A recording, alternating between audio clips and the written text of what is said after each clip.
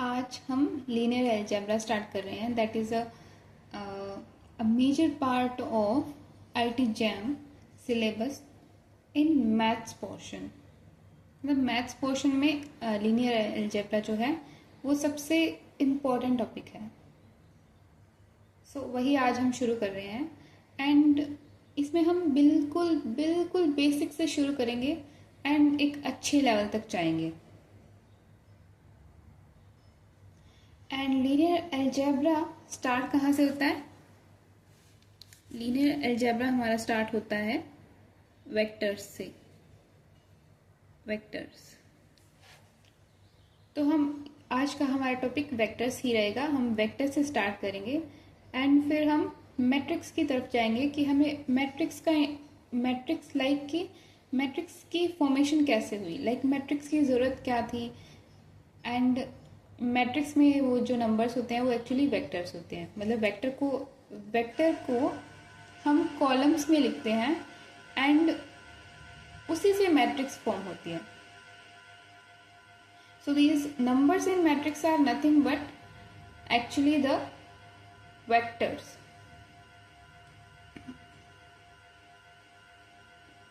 देखो एक बार क्या है ना, एक बार हम सिर्फ बेस बनाएंगे कि जैसे होता है ना कि हमें प्यारे प्यारे फूल चाहिए. तो हमें उसके लिए पहले एक बगिया तैयार करनी होगी ना. तो उस बगिया में हम फूल लगाएंगे. एक बेस तैयार करना होगा, एक मिट्टी उसके लिए जो रिक्वायर्ड जो सॉइल है उसको वैसे फ्लावर्स वहाँ लगाने के लिए तो उसको पहले तैयार करना पड़ता है. तो उसी तरह से हम एक बार के लिए हम बेस बनाएंगे. हम चीज़ें सीखते जाएंगे एंड जैसे ही ये चीज़ें कंप्लीट हो जाती है then we will connect all the things. And फिर जैसे जैसे रिक्वायरमेंट होगी, जैसे जैसे हम क्वेश्चन सॉल्व करेंगे तो उस रिक्वायरमेंट के अकॉर्डिंग फिर हम उसमें ऐड ऑन करते जाएंगे. कि जो तुम्हें फ्लावर पसंद हो वो हम लगाते जाएंगे. कहने का मतलब है कि फिर जैसे जैसे हमें रिक्वायरमेंट होगी वैसे वैसे हम उसमें नॉलेज ऐड करते जाएंगे. क्योंकि कोई भी टॉपिक है ना कभी कंप्लीट नहीं होता कि हम उसके बारे में चाहे कितना ही सीखते जाएं, it will never be complete. कुछ ना कुछ बचता ही रहेगा फिर भी. तो हमारे सिलेबस के अकॉर्डिंग जितनी हमें रिक्वायरमेंट है पहले हम वो सिलेबस कंप्लीट करेंगे. एंड देन जैसे ही सिलेबस कंप्लीट होता है या फिर सिलेबस के साथ साथ जैसे हम क्वेश्चंस ट्राई करेंगे तो उन क्वेश्चन से हम कुछ सीखते जाएंगे. एंड ऐसे करके हमारा पूरा सिलेबस कवर अप होगा. तो चलो शुरू करते हैं आज वेक्टर से. मान लो ये हमने कोई पॉइंट डिफाइन किया. Suppose this is the point. अब अगर हमें बताना हो कि where this point is lying, कि इस पॉइंट की पोजीशन अगर हमें डिफाइन करनी है then how you will define the position of this point. So the answer is कि इस पॉइंट की पोजीशन को डिफाइन करने के लिए हमें एक सिस्टम चाहिए कि हम किसके रिस्पेक्ट में इस पॉइंट की पोजीशन को डिफाइन कर रहे हैं. ठीक है. तो जैसे मान लो अब ये भी मैटर करता है कि ये पॉइंट हमारा किस किस डायरेक्शन में, इसकी मोबिलिटी क्या है. ये पॉइंट जो है हम चूज कर रहे हैं, पोजीशन हम दे रहे हैं इस पॉइंट को. तो इस पॉइंट को हम कहाँ कहाँ पोजीशन दे सकते हैं. सपोज कि हमारे पास सिर्फ एक लाइन है. ये एक हमारे पास लाइन है. इस लाइन पे हम कहीं भी कोई पॉइंट चूज कर सकते हैं. तो ये पॉइंट जो है वो यहाँ हो सकता है, यहाँ हो सकता है, यहाँ हो सकता है. इस लाइन की किसी भी पोजीशन पे हो सकता है. कहने का मतलब ये लाइन जो हमारी ये इस पॉइंट के लिए स्पेस है, क्योंकि ये सिर्फ इसी स्पेस में ये पॉइंट मूव कर सकता है. तो वो इस पॉइंट की डायमेंशन होगी कि ये जो पॉइंट है वो कितनी लीनियरली इंडिपेंडेंट डायरेक्शन में मूव कर सकता है, that is the dimension of this point. तो अब ये इसके लिए इन पॉइंट्स की डायमेंशन क्या होगी? 1। कहने का मतलब कोऑर्डिनेट सिस्टम, मैंने पहले बोल दिया, तो मतलब ये जो पॉइंट है ना 1 डायमेंशन में, एक बार इतना याद रखो, ठीक है। अगेन हम एक पॉइंट लेते हैं, सपोज ये पॉइंट लिया, बट ये जो पॉइंट है ये हम इस कोऑर्डिनेट सिस्टम में ले रहे हैं। लाइक हम सिस्टम ले रहे हैं, रेफरेंस जो पॉइंट रेफरेंस जो हम ले रहे हैं वो भी तो हमें देखना पड़ेगा ना, कि जैसे ये वाला रेफरेंस जो है ये वन डायमेंशनल रेफरेंस लिया हमने। ये वाला जो रेफरेंस है ये 2 डायमेंशन है, क्योंकि इसके पास 2 लीनियरली इंडिपेंडेंट डायरेक्शन है इस पॉइंट को मूव करने के लिए। तो इस पॉइंट की पोजीशन को डिफाइन करने के लिए हमें इस पॉइंट को इन 2 डायरेक्शन की टर्म्स में लिखना पड़ेगा। वैसे ही एक पॉइंट है suppose, and third direction is outside, like ये हमारे बाहर की तरफ है ऐसे।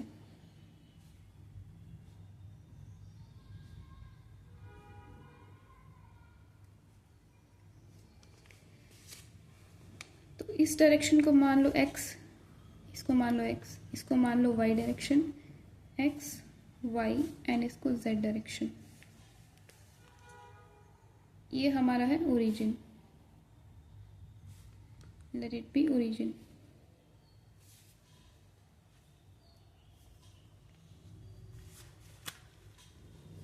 अब इस कोऑर्डिनेट सिस्टम अभी नाम नहीं लेते हैं, मान लो कि यहाँ प्रेजेंट है। तो हमें एक पॉइंट की पोजीशन को डिफाइन करने के लिए उसके लिए कोऑर्डिनेट सिस्टम चाहिए। क्या चाहिए हमें? कोऑर्डिनेट सिस्टम चाहिए, जिस कोऑर्डिनेट सिस्टम का रेफरेंस लेकर हम ये बता सकें कि वो पॉइंट कहाँ प्रेजेंट है। सपोज ये पॉइंट एक लाइन पे प्रेजेंट है, तो हमारा रेफरेंस जो होगा, जो कोऑर्डिनेट सिस्टम होगा, वो 1 डायमेंशनल कोऑर्डिनेट सिस्टम होगा। एंड सपोज हमारा पॉइंट जो है वो 2 डायमेंशनल कोऑर्डिनेट सिस्टम में प्रेजेंट है। तो हमें इस पॉइंट को डिफाइन करने के लिए 2 डायरेक्शन की जरूरत पड़ेगी। एंड सिमिलरली अगर ये हमारा जो पॉइंट है वो 3 डायमेंशन में प्रेजेंट है, देखो 2 डायमेंशन माने कि इस प्लेन के अंदर प्रेजेंट है, 3 डायमेंशन मतलब कि ये पॉइंट इस प्लेन में भी है एंड इस प्लेन के बाहर भी है। लाइक इस प्लेन की तो हमें जरूरत है ही कि एक्स डायरेक्शन में ये पॉइंट कितना है, वाई डायरेक्शन में ये पॉइंट कितना है, यानी कि यहाँ -नेगेटिव ऑफ वाई डायरेक्शन के अंदर है ये पॉइंट। तो एक्स डायरेक्शन में ये पॉइंट हमारी कौन सी पोजीशन पे है एंड वाई डायरेक्शन में हमारा ये पॉइंट कौन सी पोजीशन पे है, एंड ये आउटसाइड जो आ रहा है वो कितना है।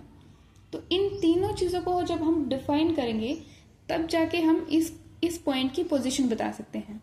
सिमिलरली इसके लिए कि एक्स डायरेक्शन में ये पॉइंट कहाँ है एंड वाई डायरेक्शन में ये पॉइंट कहाँ है, इन दोनों को जब हम डिफाइन करेंगे तब जाके हमें इस पॉइंट की पोजीशन पता चलेगी in this 2D coordinate system. And similarly इस लाइन में ये पॉइंट कौन सी कहाँ मूव कर रहा है, लाइक राइट साइड या लेफ्ट साइड, है तो डायरेक्शन एक ही ना।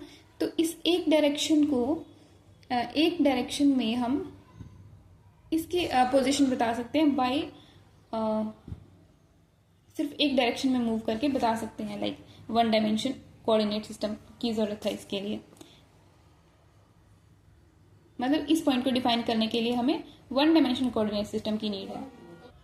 और सबसे ज़रूरी बात कि कोऑर्डिनेट सिस्टम में हम किसी भी पॉइंट की पोजीशन जब बताते हैं तो जो हमारा रेफरेंस पॉइंट है वो हमारा ओरिजिन होता है, चाहे वो कोई भी डायमेंशन में हो। जैसे लाइक यहाँ हम 3 डायमेंशन तक हम ग्राफिकली रिप्रेजेंट कर सकते हैं, बट हायर डायमेंशन को हम एज अ ग्राफ नहीं रिप्रेजेंट कर सकते किसी भी पॉइंट को। तो पॉइंट को हमने 1 डायमेंशन में दिखा दिया, तो हम इस पॉइंट को,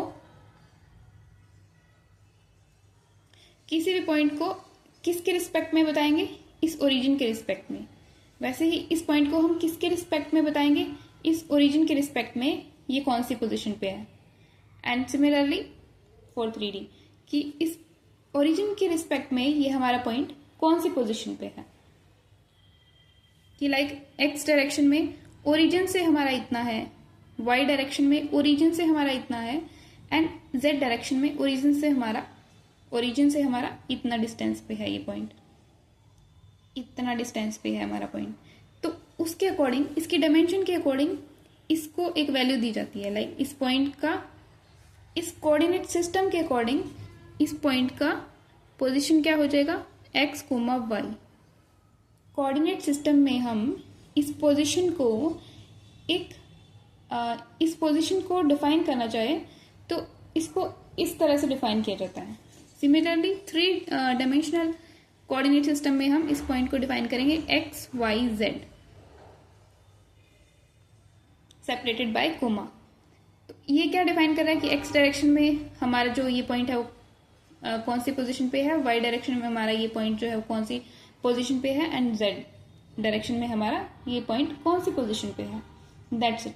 बट द थिंग इज, ये हमने थ्री डायमेंशन तक कर लिया, but what about higher dimension, कि हायर डायमेंशन में तो हम ऐसे पॉइंट रिप्रेजेंट कर ही नहीं सकते। और वैसे भी कितने की, लाइक कितनी डायमेंशन होती है हमारी, कोई भी डायमेंशन की बात हो सकती है ना, तो हम ऐसे प्लॉट तो ड्रॉ कर ही नहीं सकते 3D से हायर डायमेंशन के लिए। तो इसके लिए क्या है, इसके लिए एक सॉल्यूशन निकाला गया। मतलब रिप्रेजेंट हम 3 डिग्री तक कर सकते हैं, बट उसके आगे एक सॉल्यूशन निकाला गया। I will discuss it later, मतलब इसके बाद हम डिस्कस करेंगे उस चीज़ को, बट पहले वेक्टर को समझते हैं। लाइक अब वेक्टर है, जैसे मान लो हमें इस पोजीशन को बताना है कि ये हमारा जो पॉइंट है वो कहाँ प्रेजेंट है। तो वेक्टर की टर्म्स में एक कोऑर्डिनेट सिस्टम में अगर हम इस पॉइंट की पोजीशन को बताना चाहें तो हम ओरिजिन से इस पॉइंट की तरफ एक एरो ड्रॉ करेंगे with pointing its arrow towards this, जो पॉइंट हमने बताना है कि जिस पॉइंट की हमें पोजीशन बतानी है। सिमिलरली इस कोऑर्डिनेट सिस्टम के अंदर इस पॉइंट की पोजीशन बतानी है तो हम ओरिजिन से एक लाइन ड्रॉ करेंगे with N arrow pointing towards that point from origin. ठीक है, तो वैसे ही 2D के अंदर ये हमारा वेक्टर हो गया। एंड सिमिलरली 3 डिग्री के अंदर 0 से ये रिप्रेजेंट किया, तो ये हमारा वेक्टर हो गया। तो इसको हम वेक्टर बोलते हैं, इसको हम वेक्टर बोलते हैं। So a vector is nothing but an arrow pointing towards that position of a point, and since इस पॉइंट की कोई पोजीशन है तो इसका कुछ मैग्नीट्यूड होगा, लाइक एक्स डायरेक्शन में, वाई डायरेक्शन में, तो इसका कुछ मैग्नीट्यूड होगा एंड इसकी कुछ डायरेक्शन है। तो इसलिए हम फिजिक्स में भी पढ़ते हैं vector has a magnitude and direction. तो सिंपलेस्ट फॉर्म में हम ये बोल सकते हैं magnitude and direction. But physics में और इसमें फ़र्क क्या है ना, कि फिजिक्स में वेक्टर कैसे भी रिप्रेजेंट कर सकते हैं, लाइक सिंपली ये वेक्टर है, कहीं भी कैसे भी रिप्रेजेंट कर दो, ये सभी वेक्टर्स ही है, क्योंकि वहाँ पे हम वेलोसिटी वगैरह एंड और इलेक्ट्रॉन्स की वेलोसिटी तो वो इधर उधर कहीं भी हो सकती है ना, जिगजैग। बट यहाँ लीनियर अलजेब्रा में हम क्या करते हैं, हम हमेशा जो हमारा वेक्टर होगा वो ओरिजिन से स्टार्ट होगा, जो इनिशियल पॉइंट होगा ना वो हमेशा ओरिजिन पे होगा। बट फिजिक्स वगैरह में ऐसा नहीं होता है, फिजिक्स में किसी भी एरो को वेक्टर बोल देते हैं, बट यहाँ लीनियर अलजेब्रा में हम ओरिजिन से ही जो हमारा होगा ना रेफरेंस पॉइंट जो होगा वो ऑलवेज हमारा ओरिजिन होगा। ठीक है, अब देखो ये तो थी 3D तक की बात, कि 3 डायमेंशन तक था तब तो हम ऐसे रिप्रेजेंट कर सकते थे। बट अब क्या है ना कि इस वेक्टर को हम 4D 5D 6D higher dimension के लिए हम ऐसा एरो करके रिप्रेजेंट नहीं कर सकते, लाइक ऐसा फिगर नहीं बना सकते, ऐसा कोऑर्डिनेट सिस्टम नहीं बना सकते जिसमें हम 4D शो कर सकें, लाइक 4 डायमेंशन को हम ग्राफिकली रिप्रेजेंट कर सकते हैं, ऐसा पॉसिबल नहीं है। तो इसलिए हमारा वेक्टर ड्रॉ करना भी पॉसिबल नहीं हुआ। तो फिर हम इसको कैसे रिप्रेजेंट करेंगे देन? इसको कैसे रिप्रेजेंट करेंगे, इस वेक्टर की पोजीशन को कैसे रिप्रेजेंट करेंगे? सो हमारे पास क्या इंट्रोड्यूस हुई कि हम इस वेक्टर को हम एक ऐसे कोमा से सेपरेट करके, ऐसे ना लिख करके हम एक उसको कॉलम में लिखेंगे, लाइक आगे जाके वो हम उसे बोल सकते हैं कि कॉलम मैट्रिक्स, बट अभी सिर्फ अभी कॉलम समझो कि लाइक जैसे ये तो देखो सिंपलेस्ट है, 1 डायमेंशन में है, तो इसको तो कैसे रिप्रेजेंट करो, चाहे कोई बड़ी बात नहीं है। इसकी बात करते हैं, लाइक XY है, मान लो ये हमारा यहाँ पे है, ये हमारा यहाँ है, इसको मान लो ये हमारा 2 है, ये भी इसके बराबर ये 2 ही है, ठीक है। तो 2 है ये हमारा, तो XY है, वो कोऑर्डिनेट सिस्टम के अकॉर्डिंग हम इसको ऐसे रिप्रेजेंट करेंगे, एंड इसी को हम मैट्रिक्स फॉर्म में रिप्रेजेंट करेंगे। तो हम कैसे लिखेंगे इसको? ऐसे लिखेंगे, एज अ कॉलम वेक्टर या फिर कॉलम मैट्रिक्स भी बोल सकते हैं, बट सिंस इसके अंदर सिर्फ एक ही कॉलम है तो इसलिए हम इसको मैट्रिक्स ना बोल के सिंपली वेक्टर बोल रहे हैं। मैट्रिक्स लाइक मैट्रिक्स जो होती है ना, उसमें आगे बात करेंगे।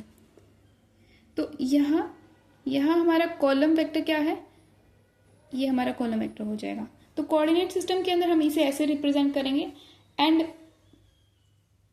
उसको सिंप्लीफाई करने के लिए, उसको हायर डायमेंशन में इजीली रिप्रेजेंट करने के लिए हम इसको ऐसे लिखेंगे कॉलम वेक्टर में। वैसे ही 3 के लिए यहाँ पे मान लो यहाँ पे 2 2 2 है, लाइक 2 ही x डायरेक्शन में जा रहा है, ये जो पॉइंट है, एंड -2 है ना, -2 है, तो 2 x डायरेक्शन में जा रहा है मान लो, एंड -2 y डायरेक्शन में जा रहा है, एंड 2 ही इधर आउटसाइड आ रहा है। तो इसको हम कैसे रिप्रेजेंट करेंगे?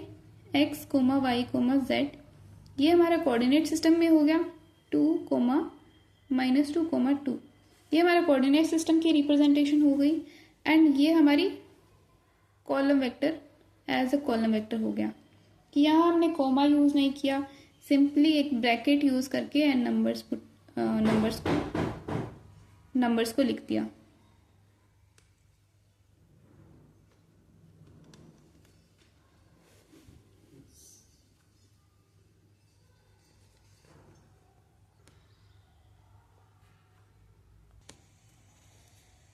अब क्या है कि अब ये जो वेक्टर्स हैं, अगर हम इन पे ऑपरेशन अप्लाई करना चाहें तो कौन कौन से ऑपरेशन हम इन वेक्टर्स पे लगा सकते हैं? That is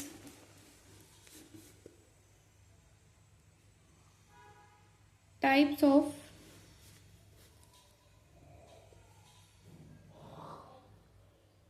operations on vectors.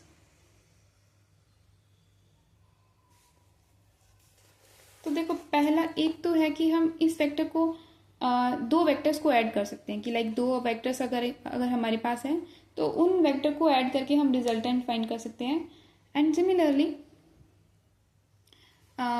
Subtract भी कर सकते हैं, क्योंकि सब्ट्रैक्ट करना इज सिमिलर एज लाइक हमारे पास 2 वेक्टर्स हैं। चलो डिस्कस कर ही लेते हैं 1 by 1। पहला है एडिशन ऑफ वेक्टर्स। अभी बिल्कुल ऐसे स्मूथली जा रहा होगा, but I will increase the level very smoothly कि तुम्हें पता भी नहीं चलेगा कि हम बिल्कुल बेसिक से कहाँ पहुँच गए हैं। तो डोंट वरी कि हाँ बिल्कुल बहुत बेसिक चल रहा है, ये तो 11th-12th की चीज़ें या 11th-12th से भी लोअर वाली चीज़ें हैं, बट कुछ लोगों को ये भी नहीं पता होती हैं। इंटरेस्ट मी, हम एक अच्छा लेवल अचीव करेंगे। Addition of vectors. Addition of vectors simply vectors 2 vectors होंगे, उनको हम ऐड कर देंगे।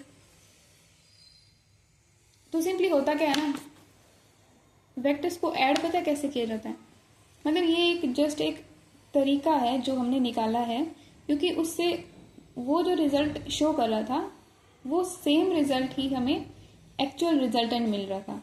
तो हमने ये तरीका निकाला इस चीज़ को सिंप्लीफाई करने के लिए कि लाइक मान लो हमारे पास ये वेक्टर है,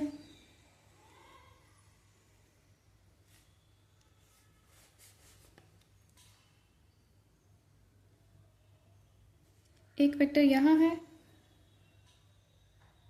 एंड से एक वेक्टर यहाँ है हमारा।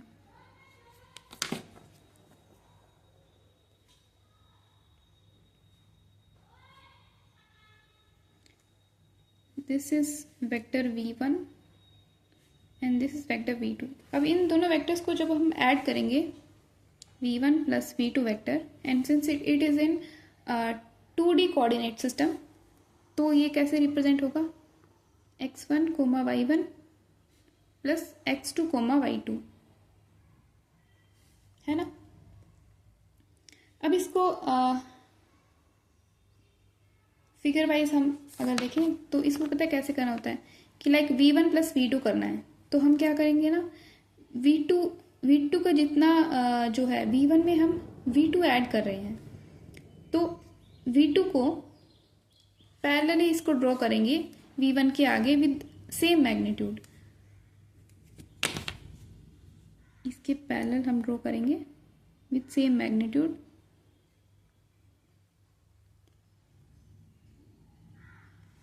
v2 ये हमारा v2 है, एंड वैसे ही हम ये भी तो बोल सकते हैं ना कि v2 में हम v1 ऐड कर रहे हैं, तो ऐसे बोल सकते हैं कि v2 में v1 ऐड कर रहे हैं तो v2 के आगे v1 ड्रॉ कर दो as it is same parallel, इसी के पैरेलल उतने ही मैग्नीट्यूड के साथ। तो हम ऐसे ड्रॉ कर देंगे फिर,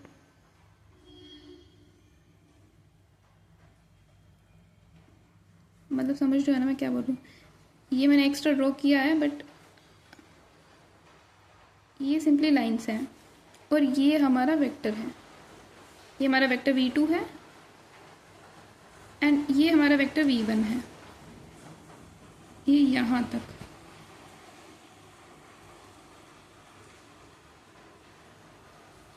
तो ये जहाँ इंटरसेक्ट कर रहा होगा ना, दैट इज हमारा v1 plus v2,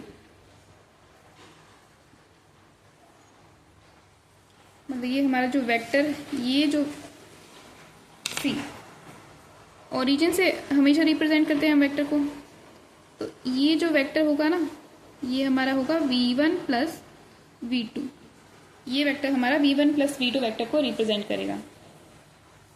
and coordinate इसका कोऑर्डिनेट क्या हो जाएगा, इस पॉइंट का कोऑर्डिनेट हो जाएगा x1 plus x2 y1 plus y2, है ना। तो मतलब वही मिल रहा है कि लाइक इसको यहाँ रख के एंड इसको यहाँ रख के जो हम कोऑर्डिनेट निकाल रहे हैं वो हमें x1 plus x2 y1 plus y2 मिल रहा है, that is equals to this resultant. मतलब इनको ऐड करके जो हमें रिजल्टेंट मिल रहा है एंड इनके जो इंटरसेक्टिंग पॉइंट जिससे जो हमें वेक्टर मिल रहा है उसके कोऑर्डिनेट सेम आ रहे हैं, दैट्स वाई हमने ये पैरेलल वाला ये वाला तरीका निकाला। इसको जस्ट सिंपली बताने के लिए, समझाने के लिए। सो v1 प्लस v2 के लिए हम सिंपली क्या है, एडिशन कर देंगे वेक्टर्स के कॉरस्पॉन्डिंग डायरेक्शन के साथ। एंड सिमिलरली अगर सब्ट्रैक्शन ऑफ वेक्टर्स करना हो, अगर हमें सब्ट्रैक्शन ऑफ वेक्टर्स, देखना ये अच्छी चीज़ है, मतलब बहुत बेसिक है पर ये बहुत अच्छी चीज़ है सच में। Everyone does not know this.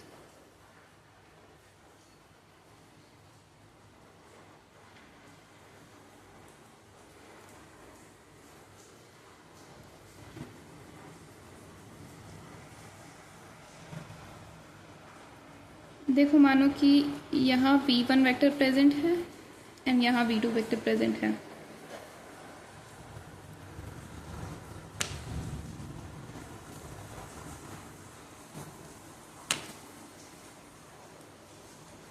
But ध्यान देना इस बार हमें सब्ट्रैक्शन करना है। V2, ये हमारा V1, ये हमारा V2। अब ये बताओ कि -V1 कहाँ होगा? -V1 will be exactly this one. This one will be with the same magnitude. This is -V1 vector, and similarly -V2 vector क्या होगा? The same magnitude, ये हमारा V2 वेक्टर होगा, -V2 वेक्टर। ठीक है, अब हमें करना है subtraction. Suppose this point be x1, y1, वहाँ मैंने लिखा नहीं था, तुम लिख लेना। चलो मैं लिख देती हूँ, x1, y1, x2, y2।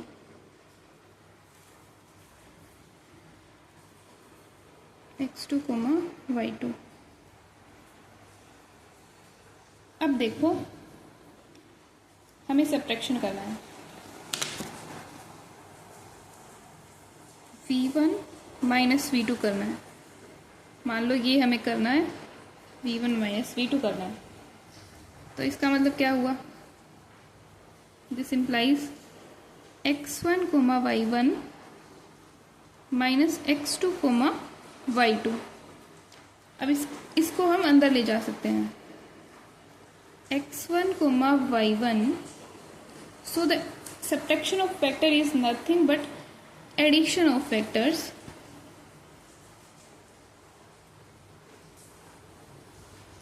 तो ये सब्ट्रैक्शन को भी हम एज एडिशन करते हैं हमेशा, क्योंकि वेक्टर्स में लाइक सब्ट्रैक्शन नाम की चीज़ नहीं होती, इसमें सिर्फ एडिशन होता है।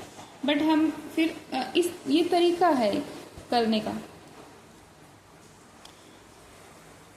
तो ऐसे करके फिर इससे हमें क्या मिलेगा? x1 minus x2, y1 minus y2। तो ये कोऑर्डिनेट हमें कब मिलता है? जब हम ऐसे वाला वे अपनाते हैं, लाइक V2 के कॉरेस्पॉन्डिंग हमने वो पैरेलल ड्रॉ कर लिया एंड V1 के आगे लगा दिया। बट यहाँ देखना, यहाँ क्या चीज़ होती है ना कि क्या होता है ना कि अब हमें तो V1 माइनस V2 ऐड करना है, यानी कि V1 माइनस V2। समझ रहे हो मैंने ये क्यों लिखा था? अब कहने का मतलब हमें V1 प्लस V2 का रिजल्टेंट नहीं चाहिए, हमें V1 माइनस V2 का रिजल्टेंट चाहिए, जो कि इधर साइड यहाँ आएगा। तो हम क्या करेंगे, ये V2 माइनस V2 के पैरेलल V1 के आगे इसके पैरेलल में लिखेंगे एंड V1 इसके, लाइक मैं ऐसे बोल रही हूँ, V2 इसी को इसके पैरेलल ड्रॉ करो, एग्जैक्टली यही ड्रॉ कर लो। ये हमारा माइनस V2 है एंड इसको इसके पैरेलल ड्रॉ कर लो इस V2 के आगे। क्योंकि ये मैं क्यों बोल रही हूँ, क्योंकि addition is a commutative property कि like V1 plus V2 is same as V2 plus V1। तो इसलिए हम V1 में माइनस V2 ऐड करें या फिर माइनस V2 में V1 ऐड करें, बोथ आर सेम थिंग्स।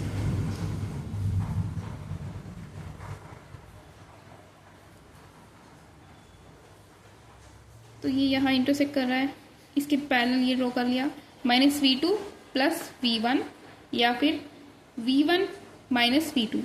तो ये हमें पॉइंट मिल रहा है।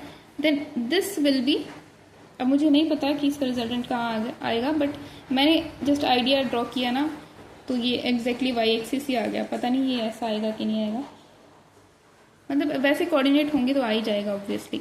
तो यहाँ जो वेक्टर आएगा ये हमारा रिजल्टेंट वेक्टर होगा।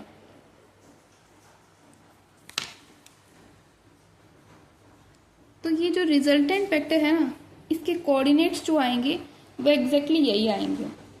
तो इसलिए हम सिंपली इसको मतलब ऐसे एडिशन करके एंड सब्ट्रैक्शन करके सिंपली ये लिख देते हैं। ठीक है, समझ रहे हो? समझ गए होंगे कि मैं क्या समझाने की कोशिश कर रही थी। ये चीज़ें पता है छोटी है, बट यही चीज़ ना, ये जो मैंने -V2 बताया, ये तुम्हारे ISA के इंटरव्यू में काम आती है, क्योंकि वहाँ यही बेसिक चीज़ें पूछते हैं कि तुम क्या सीख के आए हो, तुम्हें बेसिक चीज़ें पता भी है कि नहीं,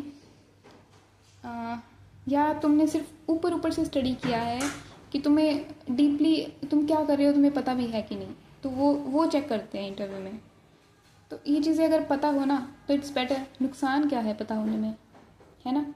okay, now next operation is scaling of factors.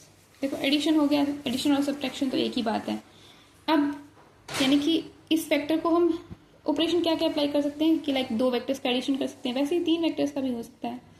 तो वेक्टर्स का एडिशन कर सकते हैं, सब्ट्रैक्शन कर सकते हैं, एंड इसी वेक्टर को सिंपली स्केल कर सकते हैं। स्केल करने का क्या मतलब है? स्केल करने का मतलब देखो, एडिशन के लिए तो तुम्हें एडिशन ऑपरेशन के लिए तुम्हें एक वेक्टर से ज़्यादा वेक्टर्स चाहिए, लाइक 2, 3, 4 जितने भी, कि एक वेक्टर है उसमें हमने एक वेक्टर और ऐड किया, एक वेक्टर और ऐड किया या सब्ट्रैक्ट किया, तो ये रिजल्टेंट वेक्टर हमें कहाँ मिलेगा। But scaling of vector is simply कि एक हम स्केलर लें एंड इस वेक्टर को स्केल करें। तो वो स्केल 0 से मल्टीप्लाई करें। स्केल मीन्स मल्टीप्लाई करना, सिंपली किसी रियल नंबर से मल्टीप्लाई करना, या फिर देखो जैसे अगर 0 लेते हो तो इस वेक्टर को 0 से मल्टीप्लाई करोगे तो वो सिंपली 0 पे आ जाएगा, एंड इसी वेक्टर को 2 से मल्टीप्लाई करोगे तो ये जो जहां है उस वेक्टर को मतलब 2 टाइम हो जाएगा ये vector.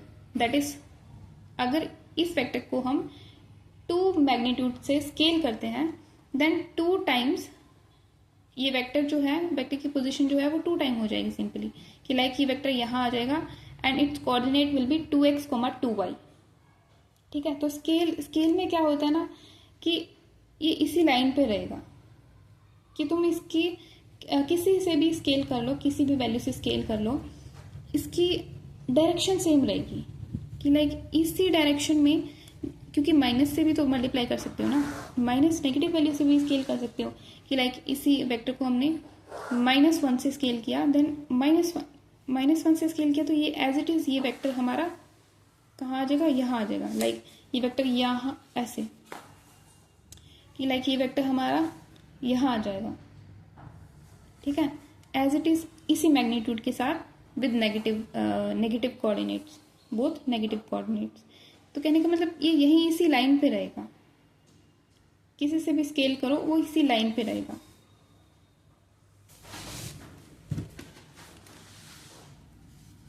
So third operation is scalar multiplication.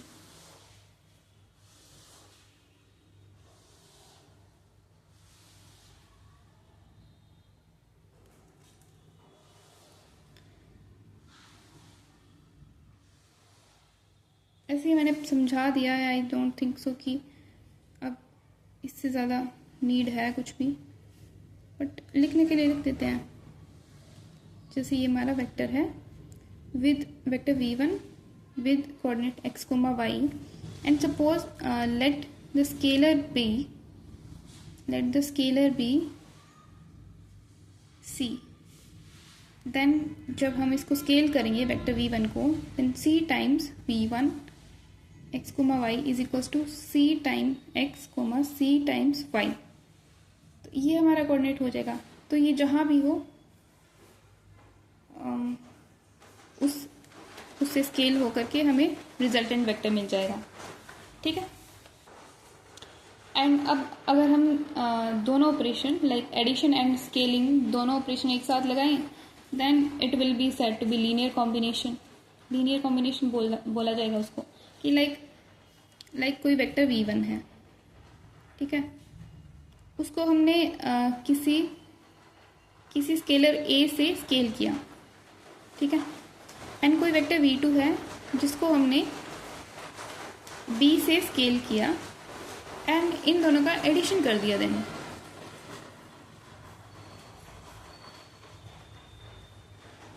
It is said to be linear combination of factors, क्योंकि हम उसको किसी न किसी स्केलर से स्केल करके एंड उसको कंबाइन कर रहे हैं, that is said to be linear combination.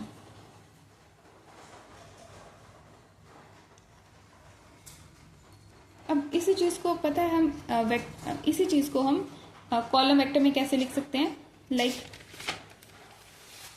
ये जो हमारा था, इसको अगर हम कॉलम वेक्टर में लिखना चाहें तो हम ऐसे कर सकते हैं कि x1 y1 addition x2 y2 and इन कॉलम वेक्टर्स का एडिशन करके जो हमें मिलेगा x1 plus x2 y1 plus, मतलब रिप्रेजेंट करने का तरीका बता रही हूँ कि इसको ऐसे रिप्रेजेंट कर सकते हैं।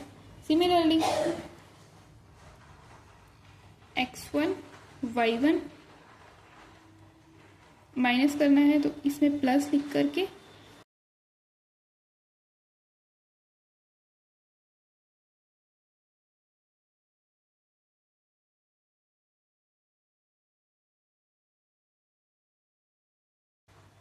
क्योंकि आगे हमारी ये चीज़ काम आने वाली है, इसको हम नहीं स्टडी करेंगे, हम इसको स्टडी करेंगे, इसलिए मैं ये रिप्रेजेंट करके बता रही हूँ, कुछ भी फालतू नहीं बता रही हूँ, ठीक है, हर चीज़ काम आएगी। सिमिलरली यहाँ भी हम मैट्रिक्स में या फिर कॉलम वेक्टर में रिप्रेजेंट करें तो, क्योंकि हमने 1D 2 डायमेंशन की बात कर रहे थे, वैसे ये 3 डायमेंशन भी हो सकता है। चलो इस एग्जांपल में 3D से मैं करके बताती हूँ कि मान लो अगर ये हमारा वेक्टर जो है, ये पॉइंट अगर हमें हमारे 3D में प्रेजेंट होता कि लाइक XY प्लेन एंड बाहर की तरफ भी कुछ होता, तो ये जो वेक्टर है वो x, y, z ऐसे रिप्रेजेंट होता। देन फिर हमारा v1 क्या होता, v1 हमारा होता x1, y1, z1 and v2 हमारा क्या होता then x2, y2, z2 and फिर हम स्केल करते तो हमारे a v1 क्या आता, a x1, a y1, a z1 and b v2 is equals to b x2, b y2, b z2 and इन वेक्टर्स को हम जब ऐड करते तो a v1 plus b v2 क्या आता हमारा a x1 plus b x2, a y1 plus b y2, a z1 plus b z2 and similarly इसी को हम मैट्रिक्स में रिप्रेजेंट करें, then it will be like v1 हमारा क्या होता, ये कॉलम वेक्टर होता,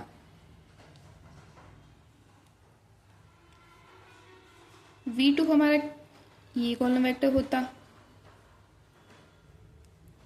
x1 y1 z1, x2 y2 z2, इसको स्केल करते देन ये भी ऐसे स्केल होता cv1 sorry cx1 cy1 cz1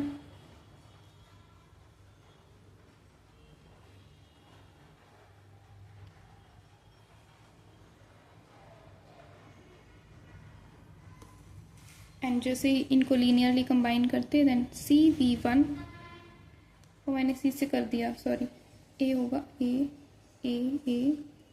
b लेकर के चल रहे थे ना हम, तो a v1 plus b v2 वो हमारा कॉलम वेक्टर ऐसा बन जाता।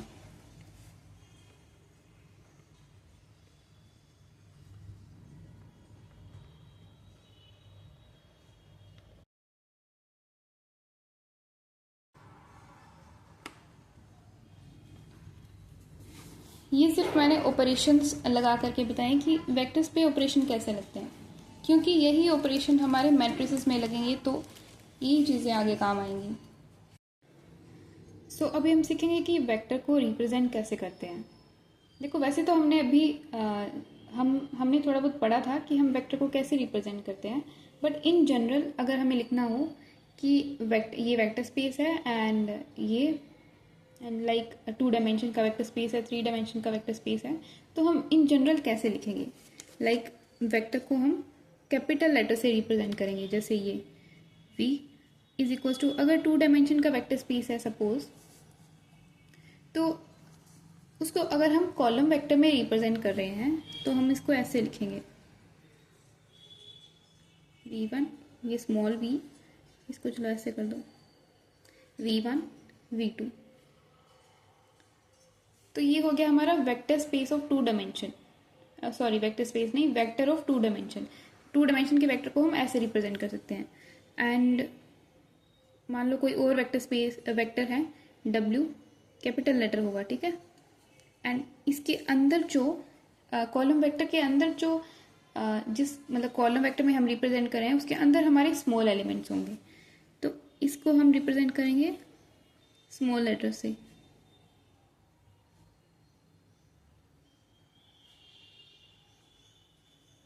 तो ये हो गया हमारा वेक्टर इन 2 डायमेंशन, ये हो गया हमारा वेक्टर इन 3 डायमेंशन। वैसे ही कितने भी डायमेंशन का रिप्रेजेंट कर सकते हैं, क्योंकि यहाँ पे कोई हमें ग्राफ थोड़ी ड्रॉ करना है, हमें सिंपली इसे कॉलम वेक्टर में लिखना है, तो हम इसे सिंपली रिप्रेजेंट कर सकते हैं किसी भी डायमेंशन के अंदर, कोई भी n डायमेंशन के अंदर रिप्रेजेंट कर सकते हैं। जैसे इन जनरल कहें तो in general a vector of n dimension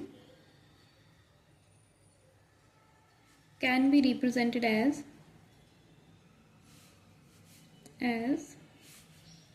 v is equals to, capital V is equals to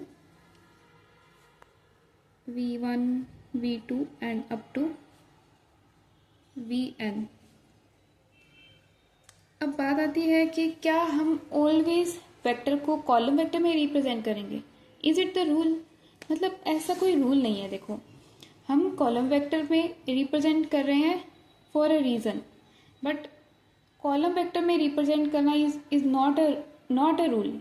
मतलब एक वेक्टर को हम रो में भी रिप्रेजेंट कर सकते हैं, इसी को हम w1 w2 w3 ऐसे करके भी लिख सकते हैं, क्योंकि एक केस आएगा जहां हम ऐसे लिखेंगे वेक्टर को, मतलब रो वेक्टर में रिप्रेजेंट रो क्या बोलेंगे उसको, हाँ, रो वेक्टर में रिप्रेजेंट करेंगे एक वेक्टर को। जस्ट फ्यू मिनट्स रुको, मैं तुम्हें वो भी एग्जांपल दे दूंगी, बट उससे पहले हम स्टडी करेंगे सिस्टम ऑफ लीनियर इक्वेशन। अब देखो, वेक्टर के बारे में हमने सब कुछ पढ़ लिया, अब बात है कि वेक्टर से मैट्रिसेस आई कैसे। लाइक वेक्टर थे हमारे पास, तो ये मैट्रिक्स क्या है। देखो, वेक्टर में क्या होता है ना कि सिर्फ एक रो या एक कॉलम, मान लो एक ही रे होती है, लाइक अरे होती है ARRAY, लाइक वो एक ही सिंगल ही होता है, ये ऐसे हो या ऐसे हो, लाइक ये है हमारा, तो इसको हम वेक्टर बोलते हैं। इसमें जितने भी एलिमेंट्स होंगे उतनी डायमेंशन का वेक्टर। ये भी जैसे इसको हम रो वेक्टर बोलेंगे, इसको हम कॉलम वेक्टर बोलेंगे, row vector and column vector.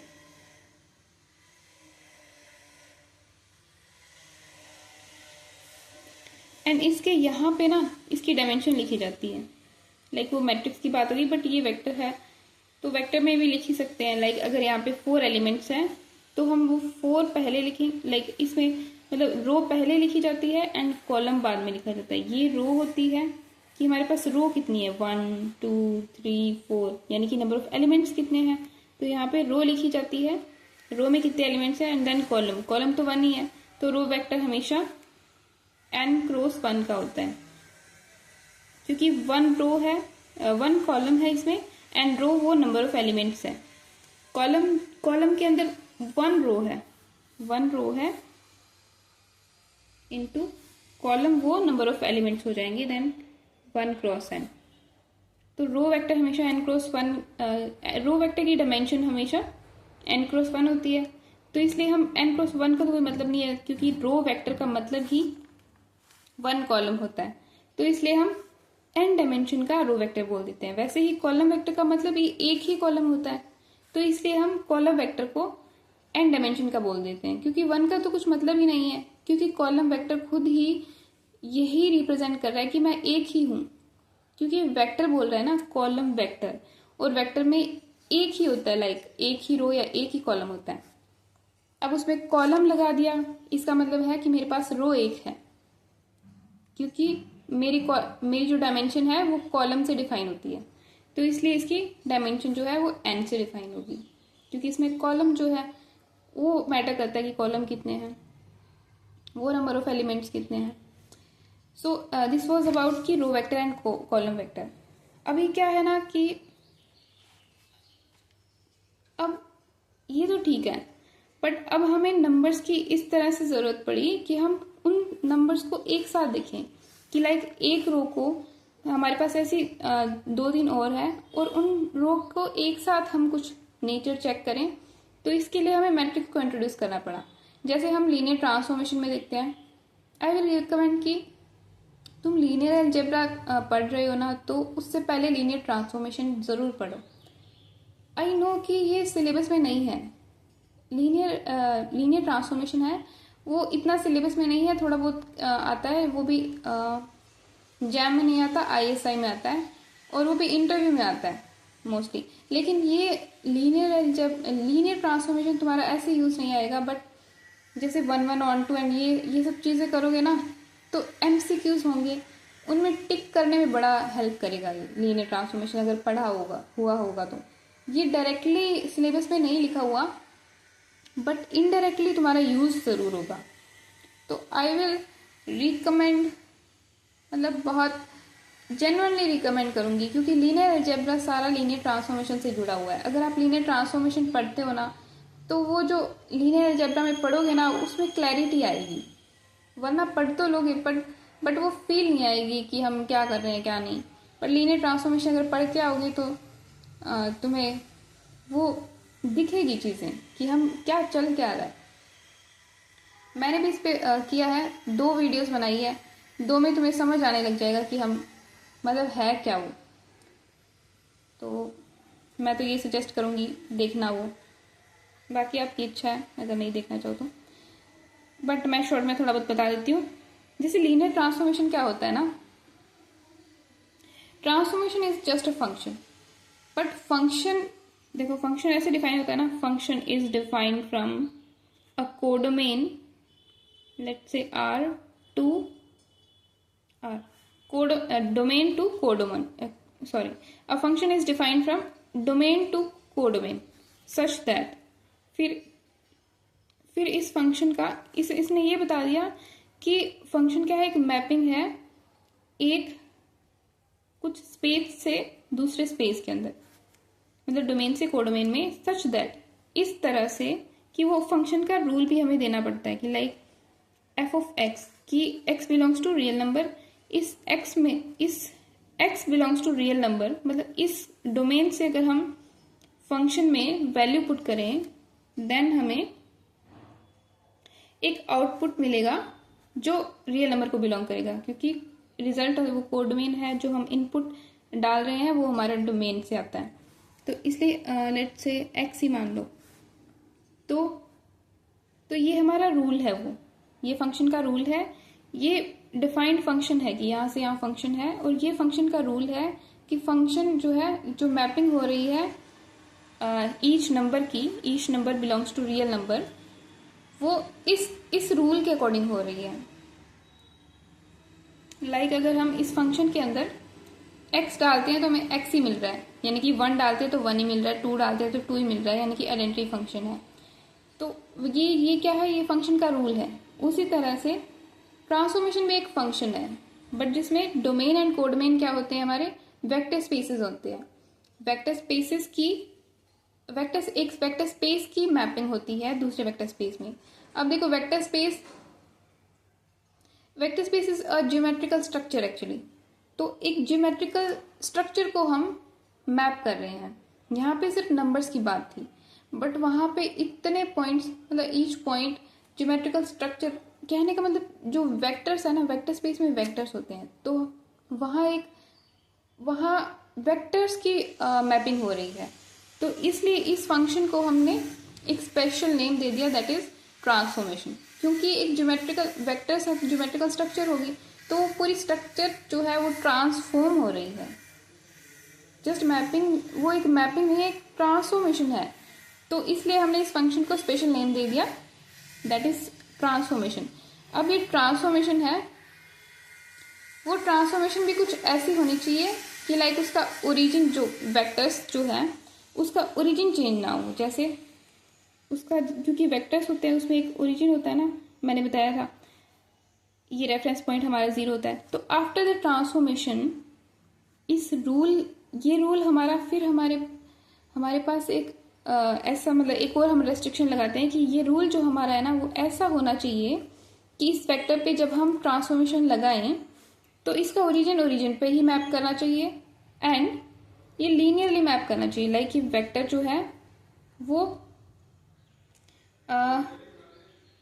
कैसे समझाया जाए, बाकी मैंने इसमें समझाया है डीपली, बहुत डीपली समझाया है, उसमें जाके समझना, ठीक है। मैं यहाँ से ऊपर से बता रही हूँ, हो सकता है आपने पढ़ा ही होगा, फिर यहाँ पे ऐसे ही बोर होगी, तो फिर टॉपिक से भी चला जाएगा सिस्टम। तो मैं क्या बता रही थी कि यहाँ मैपिंग होती है वेक्टर्स की, ठीक है, सिंपली ये समझ लो। अब हम हर एक वेक्टर की मैपिंग करके नहीं बता सकते ना, लाइक हम ये बता सकते हैं कि जैसे मान लो ये एक्स वाई है, आफ्टर ट्रांसफॉर्मेशन ये मान लो 2x 2y हो जाता है, कि हमारी लीनियर ट्रांसफॉर्मेशन इस तरह से डिफाइन है, that is f(x) equals to 2x। कहने का मतलब transformation is defined from vector space 1 to vector space another vector space such that t of v where v is belonging to that vector space जो domain में था। तो t of v is equals to अगर 2v है तो इस type की transformation हो जाएगी, यानी कि हमारे एक्स वाई कोऑर्डिनेट इस तरह से मैप कर रहे हैं। तो ये तो एक वेक्टर की बात हो गई ना, कि एक वेक्टर हमने बता दिया कि ऐसे मैप हो रहा है, वैसे और भी वेक्टर्स होंगे। तो इतने सारे वेक्टर्स हम बताने की बजाय, देखो ये तो सिंपल रूल की बात है, बट कॉम्प्लिकेट में थोड़ा कॉम्प्लिकेट हो जाता है। ये तो हमें सीधा सीधा दिख रहा है कि हाँ ट्वाइस ही तो हो रहा है, स्केलिंग ही तो हो रही है, बट सिर्फ यही नहीं होता ना ट्रांसफॉर्मेशन, और भी कॉम्प्लिकेटेड ट्रांसफॉर्मेशन भी होती हैं। तो क्या है ना, ईच वेक्टर को हम ऐसे दिखाएंगे तो कुछ मतलब वो मीनिंगफुल नहीं निकला। तो हम क्या करते हैं ना कि जैसे जो वेक्टर स्पेस है, अब हमें पता है कि वेक्टर स्पेस कोई ना कोई डायमेंशन का होगा, यानी कि उसमें number of linearly independent vectors भी होंगे, सेट उसका सेट भी बन सकता है हमारे पास। तो हम सिर्फ उन लीनियरली इंडिपेंडेंट वेक्टर्स को लेंगे एंड उसकी ट्रांसफॉर्मेशन करेंगे। लाइक पूरे वेक्टर स्पेस की वेक्टर्स की ट्रांसफॉर्मेशन करने के बजाय सिर्फ हम बेसिस की ट्रांसफॉर्मेशन करेंगे। बेसिस मतलब कि उसके अंदर number of linearly independent vectors की ट्रांसफॉर्मेशन करेंगे। तो जैसे मान लो बेसिस वेक्टर हमारे थे, जैसे मान लो 2 डायमेंशन का है बेसिस वेक्टर, हमारे पास v1 एंड v2 थे, तो 2 होंगे बेसिस के अंदर 2 वेक्टर्स होंगे। लाइक बेसिस हमारा क्या है, ये मान लो बेसिस हमारा v1, v2, ये हमारा बेसिस है, यानी कि v1 v2 हमारे इंडिपेंडेंट लीनियरली इंडिपेंडेंट वेक्टर्स हैं। तो ये दोनों लीनियरली इंडिपेंडेंट वेक्टर्स हैं, तो हमने ये 2 लीनियरली इंडिपेंडेंट वेक्टर्स लिए एंड इन दोनों पे ये रूल वाला ट्रांसफॉर्मेशन लगाई। तो ये ट्रांसफॉर्मेशन लगाने के बाद हमें कुछ वेक्टर मिला, लाइक ये एक्स वाई था शुरू में, लाइक इनिशियली ये एक्स एंड वाई था, तो यहाँ हमें उस रूल के अकॉर्डिंग कुछ ना कुछ वेक्टर्स मिले, ठीक है। तो इन वेक्टर्स, वैसे वेक्टर्स कैसे होंगे, वेक्टर्स का कोऑर्डिनेट ऐसा होगा, this one and this one. तो हम इस कोऑर्डिनेट को हम एज अ कॉलम लिखेंगे, इस वेक्टर को भी हम, इस कोऑर्डिनेट को भी हम एज अ कॉलम लिखेंगे एंड कॉलम में लिख करके ऐसे हम मैट्रिक्स फॉर्म कर देंगे। लाइक इसको सीधा देखें तो फिर हम इसको ऐसे करके लिखेंगे, लाइक मान लो ये ए बी है, ये सी डी है। तो इस वेक्टर को अगर हमें, इस कोऑर्डिनेट को अगर हम मैट्रिक्स फॉर्म में लिखना चाहें तो हम इसको ऐसे लिखेंगे ए बी, इसको लिखना चाहें तो इसको लिखेंगे सी एंड डी, या फिर इस फॉर्म में इस फॉर्म में कन्वर्ट करके एंड देन लिखेंगे तो हम सीधा लिखेंगे। लाइक इसको हम कॉलम वेक्टर में लिखें तो ये लिखेंगे ए बी, इसको कॉलम वेक्टर में लिखें तो लिखेंगे सी डी। तो इसकी हम फिर क्या है, एक मैट्रिक्स फॉर्म करेंगे कि लाइक बेसिस वेक्टर को हमने एक साथ लिख दिया, तो इन वेक्टर से हमने क्या है, मैट्रिक्स फॉर्म कर ली। मैट्रिक्स क्या होती है, जिसमें number of rose and number of columns होते हैं। अब यहाँ पे अब ये इसका एक्चुअली ये इसका स्पेशल केस बन गया कि लाइक ये भी एक मैट्रिक्स है, वैसे ये वेक्टर से आई मैट्रिक्स, बट इसका एज अ स्पेशल केस बोल सकते हैं इसको कि ये हमारा मैट्रिक्स है विद ऑर्डर, जैसे इसका मान लो 2x2 है, इसका दिख ही रहा है, तो इसका स्पेशल केस है एक्चुअली ये, क्योंकि मैट्रिक्स तो इन जनरल हो गया कि m क्रॉस n की मैट्रिक्स है, where n is equals to 1, then it will be this column vector. जैसे होता है ना कि हम m और n को फिक्स कर देते हैं तो हम स्पेशल केस बना देते हैं, तो वैसे ही है कि ये हमारी मैट्रिक्स है, एंड मैट्रिक्स में अगर हम n इक्वल्स टू यानी कि सेकंड जो नंबर ऑफ कॉलम्स जो है वो 1 ले लेते हैं तो हमारी ऐसी मैट्रिक्स बन जाती है। ये वाली मैट्रिक्स क्या है, ये एक कॉलम है, तो हम इसको कॉलम मैट्रिक्स भी बोल देते हैं। एंड वैसे ही इसको हम कॉलम वेक्टर बोलने की बजाय कॉलम मैट्रिक्स भी बोल देते हैं।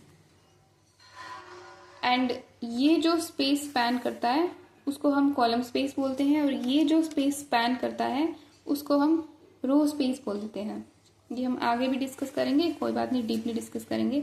I was just introducing the name of the topic कि आगे थोड़ा फैमिलियर लगे। तो समझिए ऐसे मैट्रिक्स की ज़रूरत होती है। और ये हम देखो, सोचो मैंने मतलब ये क्यों किया कि लाइक अब ये मैट्रिक्स है ना, ये ऐसे वैसे मैट्रिक्स नहीं है, क्योंकि ये हमने बेसिस वेक्टर से फॉर्म की है, तो इस ट्रांसफॉर्मेशन को ये मैट्रिक्स डिफाइन करेगी। इस ट्रांसफॉर्मेशन को जो हमने ली थी टी ऑफ एक्स, मतलब कुछ भी हमने लिखी नहीं, बट हमने एज एज्यूम की थी कि हमारी कोई ट्रांसफॉर्मेशन का रूल है, तो उस रूल के कॉरस्पॉन्डिंग हमने बेसिस वेक्टर लिए थे। लाइक बेसिस वेक्टर लेके उन पर ट्रांसफॉर्मेशन लगाई थी, एंड वो ट्रांसफॉर्म्ड बेसिस वेक्टर्स आएंगी, और उन ट्रांसफॉर्म्ड बेसिस वेक्टर की हमने मैट्रिक्स फॉर्म की है। तो ये मैट्रिक्स ऐसी वैसी मैट्रिक्स नहीं है, ये मैट्रिक्स उस ट्रांसफॉर्मेशन के कॉरस्पॉन्डिंग मैट्रिक्स है कि ये जो, क्योंकि every linear transformation can be represented as matrix, तो वो ऐसे है, ऐसे रिप्रेजेंट की जाती है। हम कहते हैं कि वाइस वर्सा, मतलब वाइस वर्सा दोनों तरफ होती है ये चीज़ कि every matrix has a linear transformation, मतलब every matrix is actually a linear transformation and every linear transformation can be represented as a matrix। तो लीनियर ट्रांसफॉर्मेशन को हमने मैट्रिक्स में रिप्रेजेंट कर दिया, और कोई भी मैट्रिक्स हम उठाते हैं तो वो एक्चुअली एक लीनियर ट्रांसफॉर्मेशन को ही रिप्रेजेंट कर रही होती है। ठीक है, तो यहाँ मैट्रिक्स ऐसे इंट्रोड्यूस हुई कि वेक्टर से हम कलेक्टिवली देखना चाहते हैं नेचर को, तो ये पता क्या काम आएगी। अब ट्रांसफॉर्मेशन में क्या होता है, वेक्टर्स को हम वेक्टर्स पे हम ट्रांसफॉर्मेशन लगाते हैं कि अब हम क्या करेंगे ना, ये हमने मैट्रिक्स फॉर्म कर ली, ये मैट्रिक्स क्या है, उस ट्रांसफॉर्मेशन को रिप्रेजेंट कर रही है। तो इस मैट्रिक्स को हम किसी भी कोऑर्डिनेट के साथ मल्टीप्लाई करते हैं तो हमें पता है क्या मिलता है, हमें वो रिजल्टेंट वेक्टर मिलता है जो लीनियर ट्रांसफॉर्मेशन अप्लाई करने के बाद हमें मिलेगा। लाइक हमने जैसे अब हम कोई भी वेक्टर ले सकते हैं कि ये तो हमने बेसिस वेक्टर लेके हमने रूल निकाल लिया कि बेसिस वेक्टर हमारा ये यहाँ मतलब इस तरह से ट्रांसफॉर्मेशन कर रहा है, तो इससे अब हमें क्या हेल्प मिलेगी कि ये मैट्रिक्स यूज करके हम दुनिया भर का वेक्टर स्पेस, मतलब उस वेक्टर स्पेस के अंदर हम कोई भी एलिमेंट्स उठाएं एंड अगर उस वेक्टर को, मतलब वेक्टर स्पेस का कोई भी एलिमेंट, मतलब वो वेक्टर वेक्टर उठा के इसे मल्टीप्लाई करेंगे ना, तो ये वो रूल है ट्रांसफॉर्मेशन का, तो इसे मल्टीप्लाई करेंगे तो हमें वो रिजल्टेंट वेक्टर मिल जाएगा जो ट्रांसफॉर्मेशन के बाद आएगा। तो इससे हमें क्या हेल्प मिली कि हम किसी भी वेक्टर स्पेस के किसी भी कोऑर्डिनेट का किसी भी पॉइंट के कॉरेस्पॉन्डिंग वेक्टर जो है उसकी ट्रांसफॉर्म्ड पोजीशन निकाल सकते हैं कि ट्रांसफॉर्मेशन के बाद वो वेक्टर कहाँ जा रहा है, कि हमें अब एक एक वेक्टर को लिखने की नीड नहीं है कि, और वैसे लिखना पॉसिबल भी नहीं है। तो इसलिए हमने बेसिस का लीनियरली इंडिपेंडेंट वेक्टर्स का निकाल लिया, कलेक्टिवली निकाल लिया, ताकि हम किसी भी कोऑर्डिनेट की ट्रांसफॉर्म्ड पोजीशन बता सकें। तो अब क्या करते हैं, जैसे मान लो हमें कोई वेक्टर स्पेस है, यही मान लो, ठीक है, ये हमारे कोऑर्डिनेट है एक्स वाई, ठीक है, ये हमारा है स्पेस, 2 डायमेंशन स्पेस।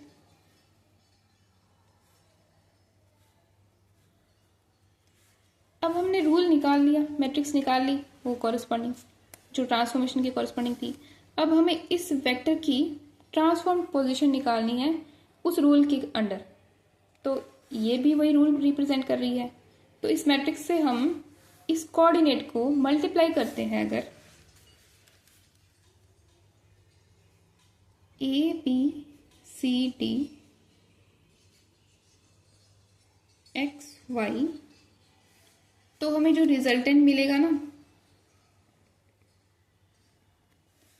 वो इस वेक्टर के ट्रांसफॉर्मेशन के बाद जो इस वेक्टर की पोजीशन होगी, वो रिजल्टेंट, उस रिजल्टेंट के कोऑर्डिनेट ये होंगे, ठीक है। अब मैंने ये क्यों बताया, क्योंकि देखो ये हमारी मैट्रिक्स है, उसको मल्टीप्लाई हमने किया, इन कोऑर्डिनेट्स को हमने कैसे लिखा है, कॉलम में लिखा है, कॉलम में लिखा है। अब देखो कि हमने कॉलम में क्यों लिखा, सोचा कि मैंने कॉलम में क्यों लिखा, क्योंकि मैट्रिक्स मल्टीप्लिकेशन का रूल होता है कि ये मैट्रिक्स है, पहले इसका ऑर्डर लिखो, 2 क्रॉस 2 का है, क्योंकि नंबर ऑफ रो 2 है, नंबर ऑफ कॉलम 2 है, नंबर ऑफ रो 2 है, नंबर ऑफ कॉलम 2 है, 2 क्रॉस 2 का। नंबर ऑफ रो 2 है, नंबर ऑफ कॉलम 1 है, ये लिख दिया। अब कोई भी मैट्रिसेस है ना, उसके मल्टीप्लिकेशन सीधा नहीं कर सकते, लाइक जैसे हम नंबर्स तो करते हैं तो सीधा करते हैं 2 × 2 = 4, बट मैट्रिक्स में क्या होता है ना कि एक कंपैटिबिलिटी रूल होता है कि हम किसी भी मैट्रिक्स को उठा के सीधा मल्टीप्लाई नहीं कर सकते अगर वो कुछ एक चीज सेटिस्फाई ना करे। तो इसमें क्या होता है ना कि इस लेफ्ट साइड जो मैट्रिक्स है उसका नंबर ऑफ कॉलम है वो राइट साइड वाले मैट्रिक्स के नंबर ऑफ रोज के इक्वल होना चाहिए, तब हम उन मैट्रिसेस को मल्टीप्लाई कर सकते हैं। तो ये सेटिस्फाई हो रहा है, तो इसलिए हम इन दोनों मैट्रिसेस को मल्टीप्लाई कर सकते हैं। और जो रिजल्ट मिलता है वो क्या होता है, जो बचे हुए हैं वो इस मैट्रिक्स का ऑर्डर होता है, इसको ऑर्डर बोलते हैं। तो अब सोचो कि मैंने इसको पहले से ही ऐसे लिखा था, देखो मैंने ऐसे मतलब ऐसा डब्बा नहीं बनाया। क्यों नहीं बनाया, क्योंकि मुझे पता था कि ये 2 क्रॉस 1 की बनेगी, यानी कि 2 1, क्यों मुझे पता था 2 क्रॉस 1 की बनेगी, क्योंकि ये 2 बच रहा है यहाँ पे और ये 1 बच रहा है यहाँ पे। तो अब देखो यहाँ मैंने इसको कॉलम वेक्टर में रिप्रेजेंट किया है, क्योंकि 2 को 2 रखना जरूरी था यहाँ पर। वैसे ही अगर हम इस वेक्टर को लेफ्ट साइड से इस मैट्रिक्स को लेफ्ट साइड से मल्टीप्लाई करते तो देखो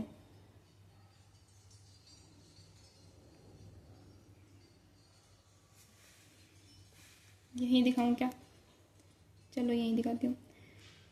लेफ्ट साइड से मल्टीप्लाई करते अगर A B C D X Y 2 cross 1 2 cross 2, बताओ ये कंपैटिबल है मल्टीप्लिकेशन के लिए?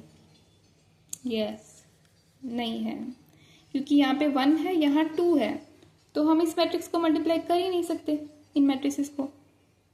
तो फिर इसलिए यहाँ हम इस वेक्टर को एज अ रो लिखेंगे, दैट इज ऐसे,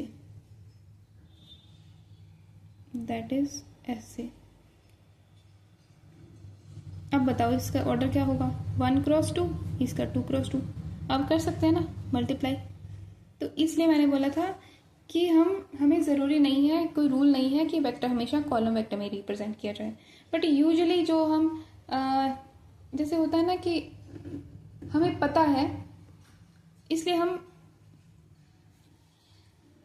जैसे होता है ना कि कोई चीज़ हम जैसे सीख लेते हैं एंड हमें पता है कि हाँ ये होगा, तो इसके नेगेटिव में भी ये होगा, हमें ऑब्वियसली पता होता है। तो वैसे ही हमें पता है तो हम यूजुअली राइट साइड से ही मल्टीप्लाई कर लेते हैं हर बार, क्योंकि बार बार क्या झमेला रखना, इधर से करो इधर से करो। इसलिए हम यूजुअली जो है वेक्टर को कॉलम वेक्टर में रिप्रेजेंट करते हैं और उसको राइट साइड से मल्टीप्लाई कर लेते हैं, क्योंकि हमें पता है कि लेफ्ट साइड से मल्टीप्लाई करेंगे तो रो में रिप्रेजेंट करना पड़ेगा।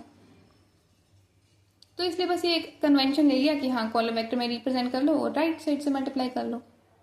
तो वैसे कोई रूल नहीं है कि हमेशा हमें वेक्टर जो है वो हमेशा कॉलम वेक्टर में ही रिप्रेजेंट होना चाहिए। बस मैं यही समझाने की कोशिश कर रही थी यहाँ से। तो अब एक बार देख भी लो कि इसका मल्टीप्लिकेशन आ क्या रहा है। Let's see.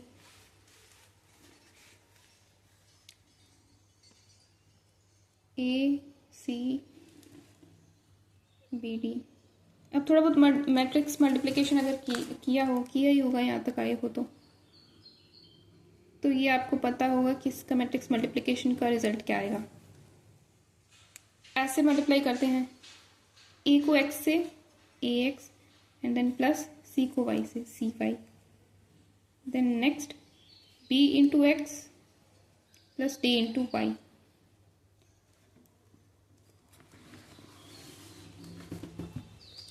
तो ये इसका रिजल्ट आ गया। ठीक है, ये 2 क्रॉस 2 का, ये 2 क्रॉस 1 का, ये 2 क्रॉस 1 का, ये मिल गया हमें। अब देखो कनेक्ट करते जाना, मैं क्या क्या बोलती हूँ कि अब मान लो कि हमें इसके इक्वल पता है, या फिर ये मान लो कि देखो हमने ये क्या किया है, ये हमने एक वेक्टर को ट्रांसफॉर्म ही तो किया है इस लीनियर ट्रांसफॉर्मेशन रूल के अंदर। तो ये क्या है, ये एक्चुअली वो वेक्टर है जो हमें एज अ रिजल्ट मिला इस वेक्टर पे ये ट्रांसफॉर्मेशन, लीनियर ट्रांसफॉर्मेशन अप्लाई करने पर। तो अब मान लो अगर हम ये बोले कि वेक्टर जो है वो लीनियर ट्रांसफॉर्मेशन के बाद, हमारा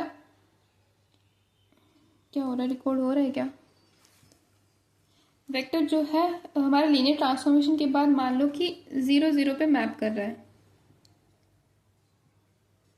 ये हमने पहले से बोल दिया कि हम बोल रहे हैं कि इसका मतलब यही हुआ कि दिस इज इक्वल्स टू 0 0, कि कोऑर्डिनेट 0 0 यानी कि ओरिजिन पे मैप कर रहा है। 2D है तो 0 0 लिखा जाएगा 0 वेक्टर को, तो इस पे मैप कर रहा है। तो इसका मतलब ये कॉलम वेक्टर बनेगा, ये कॉलम मैट्रिक्स बनेगी।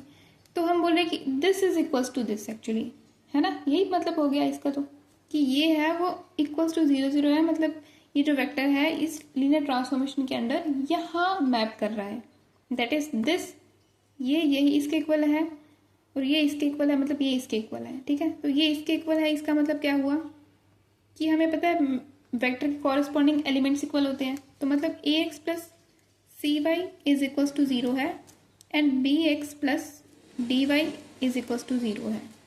ये भी हमें पता चल गया। अब ये क्या है एक्चुअली, ये क्या है, ये सिस्टम ऑफ लीनियर इक्वेशंस है। अब लीनियर है क्योंकि डिग्री 1 है। अब ये सिस्टम है क्योंकि ये एक इक्वेशन नहीं है, ये 2 इक्वेशन है, तो ये सिस्टम ऑफ लीनियर इक्वेशन हो गया। तो कहने का मतलब इस सिस्टम ऑफ लीनियर इक्वेशन को हम सॉल्व कर सकते हैं by using substitution method. But यही अगर मान लो यही इक्वेशन बहुत लंबी चौड़ी होती कि लाइक इसमें और वेरिएबल्स होते, यानी कि ये हायर डायमेंशन की लीनियर इक्वेशंस होती, तो इसको सब्स्टिट्यूशन एलिमिनेशन इन मेथड से करना वाज वेरी कॉम्प्लिकेटेड। तो इसलिए हमने अब सिंस हम ये क्या है एक्चुअली, ये है, इसी को अगर हम रिवर्स मारें तो this is this and this is this. तो कहने का मतलब हमारे पास एक्चुअली क्या है, ACBD XY is equal to 0 0। तो 0 0 तो सबसे सिंपलेस्ट फॉर्म है कि लीनियर इक्वेशन में, कहने का मतलब ये homogeneous system of linear equation है ना, जिसमें जो इंटरसेप्ट होता है वो 0 0 होता है, यानी कि सारी लाइंस जो है वो ओरिजिन से पास हो रही है। देखो ध्यान से देखना, एक एक चीज में क्लैरिटी है। इंटरसेप्ट 0 है मतलब वो ओरिजिन लाइंस ओरिजिन से पास हो रही हैं सारी की सारी। तो ओरिजिन से पास हो रही है तो हमें देखना है कि उसका यूनिक सॉल्यूशन है या फिर, अब सोचो कि देखो सिस्टम ऑफ इसलिए होता है ना, system of homogeneous system of linear equation है, उसमें अब नो सॉल्यूशन एग्जिस्ट ही नहीं करता, क्योंकि पैरेलल लाइन कभी हो ही नहीं सकती, क्योंकि सारी लाइंस ओरिजिन से पास हो रही है। जस्ट बताने के लिए बताया था, आगे हम पढ़ेंगे ये तो मैं बताऊंगी। तो एक एक चीज़ क्लियर होनी चाहिए ऐसे पानी की तरह एकदम, कि हम जो बोल रहे हैं उसका मतलब क्या है। ठीक है, तो कहाँ थे हम? तो अब अगर ये बड़ी होती तो इसको सॉल्व करना was not so easy, but हम इस मैट्रिक्स को ईजिली, इस मैट्रिक्स के नेचर को हम ईजिली आइडेंटिफाई कर सकते हैं। मतलब आगे हम पढ़ेंगे कुछ ना कुछ। तो इस मैट्रिक्स को स्टडी करना इजी है, बट इस लीनियर इक्वेशंस को स्टडी करना, इनमें एलिमिनेशन सब्स्टिट्यूशन लगाना इज नॉट इजी। तो इसलिए हम क्या करते हैं ना, इस इन लीनियर इक्वेशन को मैट्रिक्स फॉर्म में रिप्रेजेंट करते हैं, एंड फिर हम इस मैट्रिक्स पे काम करते हैं, और इस मैट्रिक्स से हम इन लीनियर इक्वेशंस का नेचर बताते हैं, या फिर solution of this linear equation can also be found. Solution मतलब क्या हुआ कि एक्स और वाई वेरिएबल है हमारे, तो एक्स और वाई की सॉल्यूशन देना, यानी कि मतलब सिस्टम ऑफ लीनियर इक्वेशन के सॉल्यूशन देना। एक्स और वाई की वैल्यू निकालना मतलब सिस्टम ऑफ लीनियर इक्वेशन के सॉल्यूशन देना, यही हो गया ना। और वही तो होते हैं unique solution, infinite solution, many solution. तो वो एक्चुअली जो सिस्टम ऑफ ये जो नेचर जो है ना, वो इन कोएफिशिएंट्स पे डिपेंड कर रहा है, ए सी बी डी। एक्स और वाई तो कोऑर्डिनेट है सिंपली। तो इन सिस्टम ऑफ लीनियर इक्वेशन का नेचर पता है, सिर्फ इस पे डिपेंड करेगा कि ए सी बी डी क्या है हमारे। तो ऐसे करके होता है। तो हम सिस्टम ऑफ लीनियर इक्वेशन को मैट्रिक्स में रिप्रेजेंट करते हैं, एंड देन उसके सॉल्यूशन फाइंड करते हैं, क्योंकि मैट्रिक्स फॉर्म में करना इजी है। जैसे अब ये तो छोटी ऑर्डर की मैट्रिक्स थी, तो ये तो यहाँ से भी हो ही रहा था ये तो, बट ये यहाँ बड़े होते ना, जैसे मोर वेरिएबल्स होते हैं, मोर लीनियर इक्वेशंस होती है सिस्टम में, तो हम फिर बड़ी मैट्रिक्स बनाते हैं, और उस मैट्रिक्स को स्टडी करना इजी है। Instead of this system of linear equation, इतनी सारी सिस्टम ऑफ लीनियर इक्वेशन में इतनी सारी इक्वेशंस को सॉल्व करने से ज़्यादा ये मैट्रिक्स को ऑब्जर्व करना, मैट्रिक्स के नेचर से आइडेंटिफाई कुछ करना इजी है। इसलिए हम सिस्टम ऑफ लीनियर इक्वेशन से मैट्रिक्स पे जाते हैं। जैसे हमने ये इक्वल्स टू 0 0 लिया था, मतलब कि 0 वेक्टर लिया था, वैसे ही अगर हम कोई और वेक्टर लेते हैं, सपोज इट टू बी 1 2, जैसे मान लो हमने इक्वल्स टू ये वेक्टर लिया है, कहने का मतलब कि ट्रांसफॉर्मेशन के बाद ये वाला जो वेक्टर जो है, जो हमें मिला है, वो ट्रांसफॉर्मेशन से पहले कहाँ था, वही हो गया इसका सॉल्यूशन। इस सिस्टम ऑफ लीनियर इक्वेशन बनाएंगे इससे, तो हमें क्या मिलेगा फिर, ax plus C Y is equals to 1 and bx plus D Y is equals to 2, यही मिलेगा। इसको -1 इधर ले आएंगे, इक्वल्स टू 0, तो वो सिस्टम ऑफ लीनियर इक्वेशन हो जाएगी। पर ये जो इक्वेशन थी इसको बोलते हैं system of homogeneous system of linear equation, and जहाँ कांस्टेंट टर्म जो हमारी है वो 0 है, और यहाँ जहाँ सिस्टम ऑफ लीनियर इक्वेशन में कांस्टेंट टर्म 0 ना हो, that system is said to be non homogeneous system of linear equation. अब देखो 0 ना होने का मतलब है कि एटलीस्ट कोई एक वैल्यू 0 ना हो। तो इसके कॉरेस्पॉन्डिंग सॉल्यूशन निकालने के लिए, इसके कॉरेस्पॉन्डिंग सॉल्यूशन मतलब एक्स वाई की वैल्यू, कि वो वेक्टर इनिशियली कहाँ था बिफोर लीनियर ट्रांसफॉर्मेशन, वो वेक्टर कहाँ था, उस पोजीशन को निकालने के लिए, या फिर हम बोल सकते हैं कि इस सिस्टम ऑफ लीनियर इक्वेशन के सॉल्यूशन निकालने के लिए जो कोएफिशिएंट मैट्रिक्स हमने बनाई थी, क्योंकि इसके कोएफिशिएंट यूज करके हमने मैट्रिक्स बनाई थी ए बी सी डी, तो ये कोएफिशिएंट मैट्रिक्स बोलेंगे इसको, क्योंकि हमने कोएफिशिएंट्स को पुट किया मैट्रिक्स में। तो इन कोएफिशिएंट से जो मैट्रिक्स बनी है, that is said to be coefficient matrix, and to find the nature of this nature of the solution of this equation, मतलब सिस्टम ऑफ लीनियर इक्वेशन का नेचर फाइंड करने के लिए फिर हम इस मैट्रिक्स पे वर्क करेंगे, एंड ये हो गया homogeneous system of linear equation के लिए। बट अगर सिस्टम हमारा नॉन होमोजेनियस है, तो हम जो मैट्रिक्स बनाएंगे उसमें ए से बी डी तो होगा ही होगा। फिर मैट्रिक्स क्या बनेगी हमारी, फिर मैट्रिक्स बनेगी हमारी ए सी बी डी 1 2, ये बीच में ये लाइन ड्रॉ करके हम इक्वल टू में जो आया है हमारा वेक्टर, वो भी लिखेंगे, क्योंकि यहाँ तो 0 0 था। देखो 0 0 से कुछ इफेक्ट नहीं पड़ता कि हम यहाँ पे रो ऑपरेशंस लगाते तो 0 0 तो 0 0 ही रहता। इसलिए हमने सिर्फ ये मैट्रिक्स ले ली, कोएफिशिएंट मैट्रिक्स, इस सिस्टम ऑफ लीनियर इक्वेशन का नेचर फाइंड करने के लिए, इस सिस्टम ऑफ लीनियर इक्वेशन के सॉल्यूशन का नेचर फाइंड करने के लिए एक्चुअली। बट यहाँ जो था ना, ये जो सिस्टम ऑफ लीनियर इक्वेशन है, इसमें सिर्फ ये डिसाइड, इसके कोएफिशिएंट डिसाइड नहीं कर रहे, इसमें एक कांस्टेंट भी पार्टिसिपेट कर रहे हैं। इसलिए solution of this system of linear equation का नेचर बताने के लिए हमने इसकी मैट्रिक्स तो बनाई, पर हमें इसको भी इंक्लूड करने की नीड है। इसलिए हमने एक ऑगमेंटेड मैट्रिक्स बनाई, एंड हम इस मैट्रिक्स का मतलब जिसमें ऐसे स्लैश डाल करके 1 2 ये भी पार्ट, जो अदर पार्ट भी मायने रखता है, तो ऐसी मैट्रिक्स को हम ऑगमेंटेड मैट्रिक्स बोलते हैं। तो इसके लिए हम ऑगमेंटेड मैट्रिक्स बनाएंगे एंड उसका नेचर चेक करेंगे, उसके ऊपर वर्क करेंगे instead of only coefficient matrix. ठीक है, तो ठीक है, आज के लिए इतना ही। आज हमने यही सीखा कि वेक्टर्स से हम मैट्रिक्स पे कैसे आए। तो मैंने ये सभी बताया है कि देखो वेक्टर्स से मैट्रिक्स पे कैसे आए, यहाँ भी एक टाइप से वेक्टर्स मैट्रिक्स से कैसे कनेक्शन, तो सारा मतलब थोड़ा कनेक्ट किया है कि हम वेक्टर से शुरू करते होते हैं। Linear algebra start from vectors, and vector वो फंडामेंटल है, वो नींव है, एंड वहाँ से हम शुरू करते हैं एंड देन मैट्रिक्स पे पहुँचते हैं। एंड जैसा वेक्टर्स का नेचर था, तो सिंपल सी बात है, वेक्टर से मैट्रिक्स बनी है तो मैट्रिक्स का नेचर भी वेक्टर से मैच करेगा।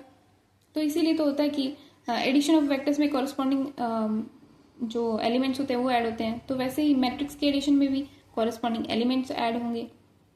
लाइक ये और ये मैट्रिक्स है, तो इनका एडिशन करना है तो ए के साथ ऐड होगा, सी के साथ ऐड होगा।